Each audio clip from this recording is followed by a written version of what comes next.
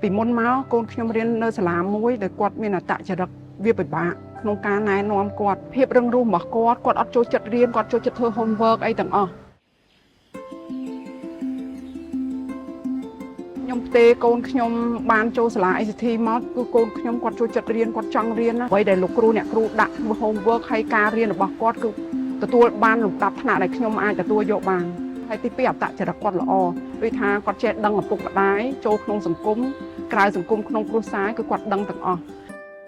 បន្ទាប់ពីខ្ញុំឃើញអត្តចរិតកូនខ្ញុំហើយការរៀនសូត្ររបស់កូនខ្ញុំបានលូតលាស់ហើយគឺខ្ញុំបានបញ្ជូនកូនខ្ញុំទី2និងទី3មកសាលា ICT ទាំងអស់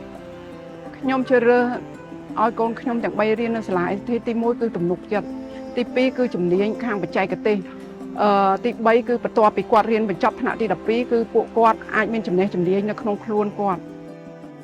ខ្ញុំរៀននៅសាលា ACT ថ្នាក់ទី12សប្តាហ៍ថ្ងៃខ្ញុំចុះ internship រយៈពេល3ខែខ្ញុំកាន់ខាងវីដេអូធ្វើ poster ផ្សេង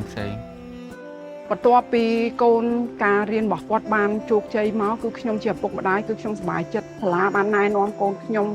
ឲ្យធ្វើអ្វីដែលល្អខំរៀនការអប់រំរបស់សាលាគឺខ្ពស់